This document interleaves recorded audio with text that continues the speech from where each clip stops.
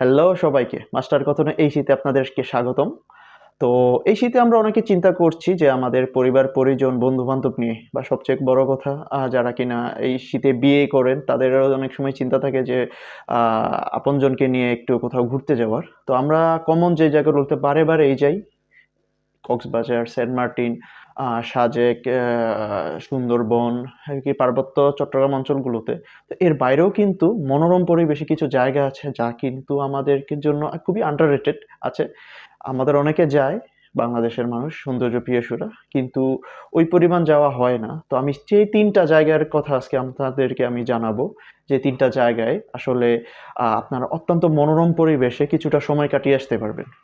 এর ভিতরে অন্যতম কমন, কিন্তু অনেকের কাছে আনকমনও আছে, সেটা হচ্ছে শ্রীমঙ্গল। শ্রীমঙ্গল হচ্ছে চায়ের রাজ্য। যদি ধরেন যে চাষ, পাহাড় এবং নিরিবিলি এবং শীতল আবহাওয়ার মধ্যে একটা অত্যন্ত সুন্দর জায়গা হচ্ছে এই শ্রীমঙ্গল। শ্রীমঙ্গলে হচ্ছে বাংলাদেশের সবচেয়ে বড় যে লাউয়াসোরা সাফারি পার্ক আছে। সেখানে অবশ্যই আপনাকে সকাল ৯টা-১০টার মধ্যে যেতে হবে। যদি আপনি একটু দেরি করেন তাহলে অনেক লোক হয়ে যাবে, নিরিবিলি পরিবেশটা পাবেন না। তো সকাল ৯টা থেকে ১০টার ভিতরে যদি আপনার লাউয়াছড়া পার্কে যান, তাহলে কিন্তু আপনারা এই নিরিবিলি পরিবেশে পাখপাখালির আওয়াজ, বানর, অন্যান্য বিভিন্ন সরীসৃপ প্রাণী দেখতে পারবেন। আর নীরবতার সৌন্দর্যটা উপভোগ করতে পারবেন, যা কিন্তু অত্যন্ত রোমান্টিক। এছাড়াও আছে সেখানে অনেক চায়ের বাগান রয়েছে। সেখানে চায়ের বাগানের সাথে লেক রয়েছে, যেখানে আপনারা কিন্তু অত্যন্ত সুন্দরভাবে এবং মনোরম পরিবেশে থাকতে পারবেন। এবার আসি আরেকটি দ্বিতীয় যে জায়গাটি বলবো, সেটা হচ্ছে চাঁদপুর এবং লক্ষ্মীপুর। আপনারা যারা নদী পছন্দ করেন, নদীর পাশে বা নদীবর্তী অঞ্চলগুলোতে একটি নিরিবিলি এবং শান্ত পরিবেশে কিছুটা সময় কাটিয়ে আসতে চান, তাদের জন্য কিন্তু এই চাঁদপুর এবং লক্ষ্মীপুর একদম সুইটেবল জায়গা। চাঁদপুরের বড় স্টেশনের সাথে রয়েছে ৩ নদীর মোহনা, যেটা আমরা বলি পদ্মা, মেঘনা এবং চাঁদপুরের একটি শাখা নদীর।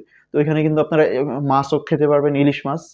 কিন্তু এখানে অত্যন্ত মনোরম পরিবেশ। এছাড়াও রয়েছে লক্ষ্মীপুর, জাস্ট চাঁদপুর থেকে ১.৫ ঘন্টার রাস্তা।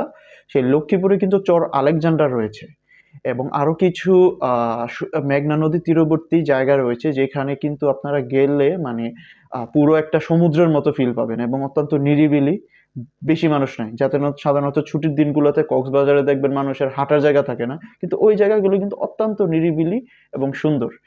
এছাড়া আরেকটি জায়গা রয়েছে, তৃতীয় যে জায়গাটি বলবো, অত্যন্ত অ্যাডভেঞ্চারাস। যারা অ্যাডভেঞ্চার পছন্দ করেন বা নিজের আপনজনকে নিয়ে অ্যাডভেঞ্চারের মাধ্যমে একটি নিরিবিলি জায়গা এবং অত্যন্ত মনোরম জায়গা ঘুরতে চান, তাদের জন্য আদর্শ জায়গা হচ্ছে নিঝুম দ্বীপ।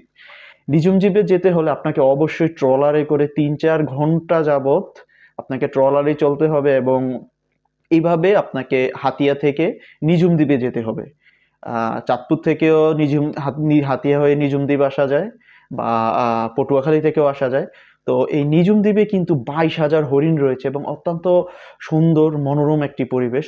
অনেক ম্যানগ্রোভ বনাঞ্চল এটা, এবং হচ্ছে এখানে সমুদ্রের তীরবর্তী অনেক জায়গা রয়েছে, যেখানে কিনা আপনারা ওই অনেক কক্সবাজারের মতোই ফিল পাবেন। হয়তোবা সমুদ্রের দাপাদাপি করার মতো অবস্থা নেই, কিন্তু মনোরম পরিবেশ যা কিনা আপনাকে আপনার এই সুন্দর মুহূর্তগুলোকে আসলে নিজের কাছে ধারণ করতে সাহায্য করবে।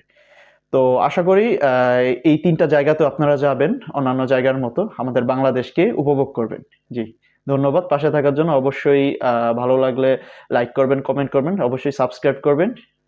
ভালো থাকবেন।